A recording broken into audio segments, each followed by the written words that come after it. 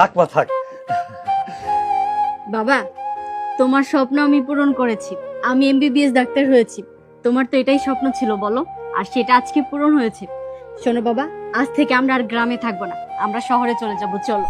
মা তুই এটা কি কইতেছস? তোরে ডাক্তার বানাইছি, গ্রামের লোকজনের চিকিৎসা করবি, এখানে হাসপাতাল দিবি, তারাই কে তুই এই গ্রাম ছেড়ে শহরে চলে যাবি? আমি যাব না। বাবা, তুমি এসব কি বলছো? দেখো, এত কষ্ট করে আমি পড়াশোনা করেছি, এমবিবিএস ডক্টর হয়েছি এখানে থাকার জন্য। এখানে থাকলে আমার ভবিষ্যৎ একদম অন্ধকার হয়ে যাবে। তার থেকে ভালো চলো আমরা শহরে চলে যাই। না মা না, তোর বোধহয় মরে নাই, তুই এখন ছোট্ট আসিলি। তোর মা বিনা চিকিৎসার জন্য তোর মা মারা গেছে, আমার হাত ছেড়ে শপথ কাটাইছে। তোমার মেয়েরে তুমি যেমনে পারো এমবিবিএস ডাক্তার বানাবা, গরিব লোকজনের বিনা টাকায় চিকিৎসা করাবা। মা তোর মায়ের কথা তুই রাখবি না? দেখো বাবা, ঠিক আছে তোমার কথা, আমি মাঝে মাঝে গ্রামে আসব, এসে তাদেরকে চিকিৎসা করব। তাই বলে এখানেই যে থাকতে হবে এমন তো কোনো কথা নেই। এত কথা বাদ দিয়ে তাড়াতাড়ি ব্যাগ গুছাও, চলো আমরা শহরে চলে যাব। না মা তুই যা, এই গ্রাম ছেড়ে আমি যাব না। গ্রামের লোকজনের কাছে আমি ঋণী, তুই ঋণী। তুই কেমনে যাবি মা? ঋণ? কিসের ঋণ? কিসের ঋণ তুই বুঝতেছস না? তুই যখন মেট্রিক পাস করস তারপর থেকে আমার হাতে কোনো টাকা আসছে না তোর লেখাপড়া করার লাগে।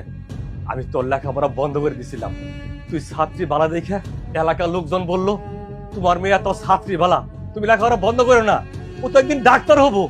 সেই আশায় সবাই তোর লেখাপড়ার জন্য চান্দা দিছে, আর সে টাকা দিয়ে তোর আমি লেখাপড়া করে তুই আজকে এমবিবিএস ডাক্তার হইছস। আজকে তুই এই গ্রামদারে তুই গ্রামদারে ফালাই দেখে শহরে চলে যাবি।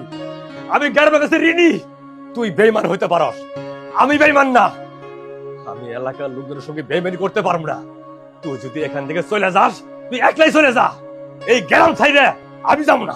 বাস বাবা, আমি আর তোমার কোনো কথাই শুনতে চাচ্ছি না। তোমার যা ইচ্ছে তুমি তাই করতে পারো, আমি আর এই গ্রামে থাকবো না। আমি এক্ষুনি এই গ্রাম ছেড়ে চলে যাচ্ছি। এই ইয়েলা কবে তো তুমি আইছো? তুমি বড় ডাক্তার হইছো, এই জন্য তো আমি দৌড়ে তোমাদের বাড়িতে আয় পড়লাম। শোনো, তুমি তো আমাদের গ্রামের একটা গর্ব। আমাদের গ্রামে কোনো ডাক্তার মাক্তার নাই, তুমি কত বড় ডাক্তার হইছো, এতে আমাকে খুশি, আমাকে মনে খুবই আনন্দ লাগতেছে। শোনো, আমার একটা খাসি আছে, ওই খাসিটা আমি তোমারে দিমু, আর তুমি এক কাজ করবা, ওইটারে রাইতে বেড়ে জমা করে গ্রামের পয়সারে খাওয়াই দিবা, একবার বোনা কিছুরি।